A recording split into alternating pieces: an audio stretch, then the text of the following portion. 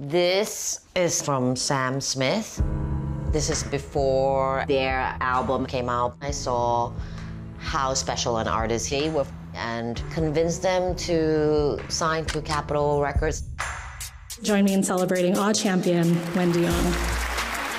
Wendy Ong oversees artists including Ellie Goulding, Lana Del Rey.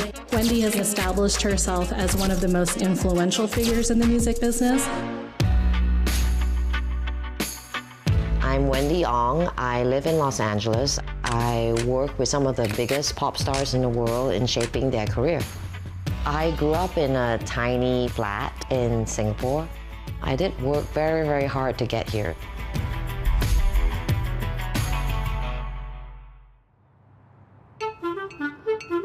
I guess I need to get my keyboard and my... So we have today a big call with Ellie Goulding, with the director of a documentary. Hi. How's it going? As managers, we don't just get involved with our artists' music. We're involved in every aspect of their lives. Yeah, I can't remember which scene, what particular thing I said. I think depending on how we want to do this, it's kind of up to us. The documentary, it's been in the works for the last maybe 2-3 years now. It's been a little difficult because it's such a personal story for her. Very oftentimes, their personal lives takes away from what they need to pay attention to on the business side, and we're just here to help. It takes a certain kind of personality to do what I do.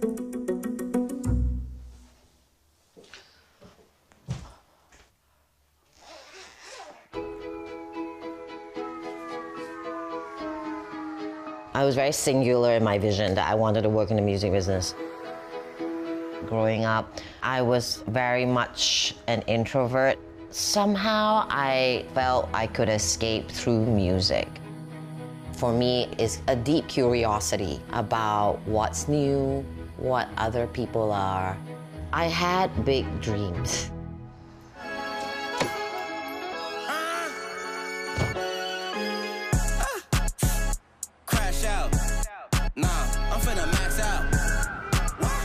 Because LA is so spread out, you cannot live in LA if you don't drive. What are you talking about? Hold on. Why are you talking on me trying to talk it out? You like...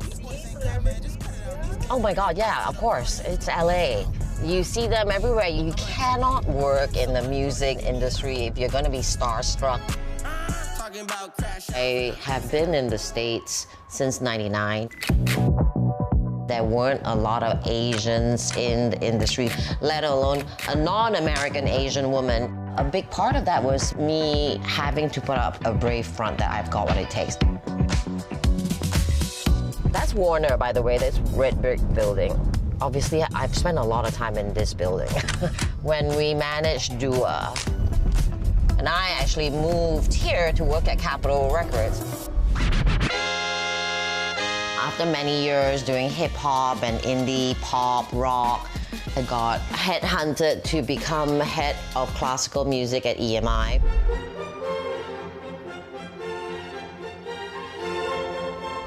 I don't have a classical music background. I got the job anyway because my then boss felt that I knew how to make money. This is the infamous 50 Shades of Grey. We had put an album together based on all the classical music that's referenced in all 3 books. What was that music? I mumble almost inarticulately. It's called Spem and Alum. It was overwhelming. Obviously from the purists at the company, like what on earth, this is so disrespectful. But ultimately, the music, we didn't change it. It was just marketing. It did very well all over the world. Good boy, Rex. When I first moved to LA, I hated it. But LA is a very lonely place, and it's hard to make friends.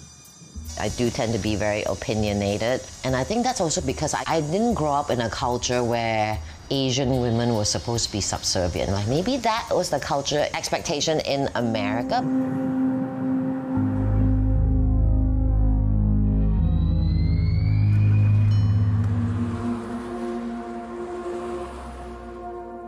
I've definitely been told not to speak up in meetings, and that is very jarring, especially when I was bringing a lot of success. That made me question, like, what am I actually doing here? And also being away from family, you know. I certainly lost sight of who I was. I wasn't sure I liked myself very much. Well, it's 5 a.m. Right now we're driving into Joshua Tree National Park. And this is what I do every year by myself. And it's very desolate, but I really embrace the fear. It's a real contradiction that's hard to truly explain. We're here.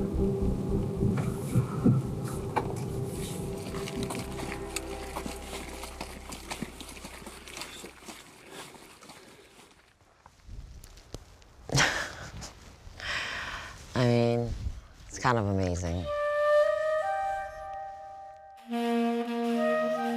I guess the lowest points in my life here has always made me consider moving back home to Singapore.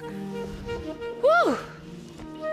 And ironically, it's my parents that actually dissuaded me, even though they want to spend more time with me.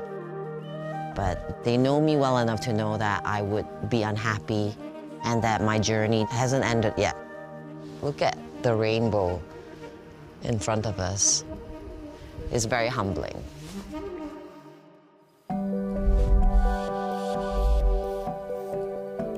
It looks like a wise old man kind of hanging out, you know, talking to you. Years ago, success was hearing the song that you're working on radio, seeing your artists on stage. Now, it's ironically the simpler things that actually move the needle for me.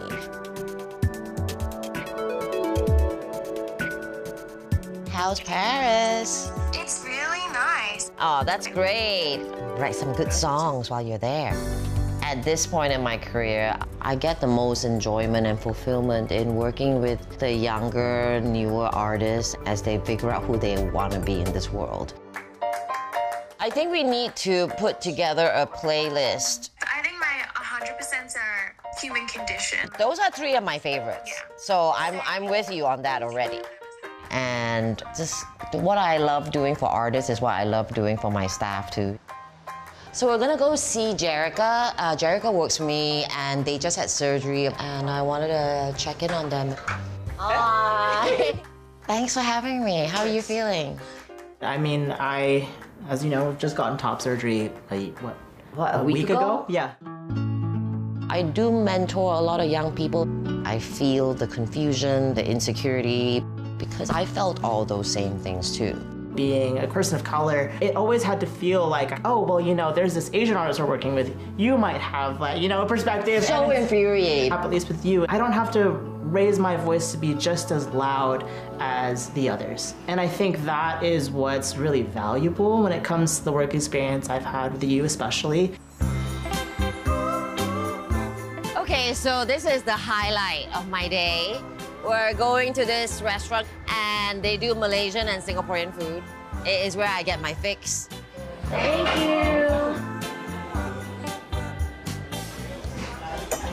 So you eat this like a soup? Like a udon? Or? Yes, like an udon. I don't know. Please don't put that on TV. I do feel very Singaporean still. And especially, I've been with my partner now for a year and he's American. So there's a lot of me educating him about my culture. So there's no, like, just side of the road street vendors in Singapore? No, it's not hygienic. Not like it. Yeah.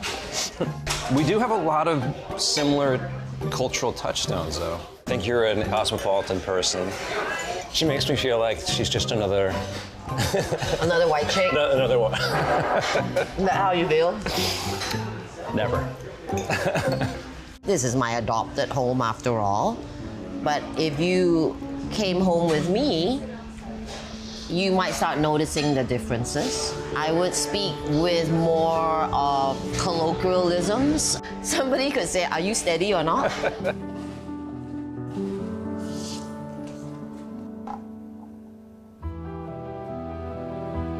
When we're all in our 20s and 30s, we don't actually know who we are. We think we do, but the person I am today was shaped by my formative years in Singapore. In Singapore, like, it's pretty pragmatic. There's a lot of rules, but there are also still a lot of advantages. Getting upset was not the way to get things done. I think that is how I'm still here in the music industry after all these years.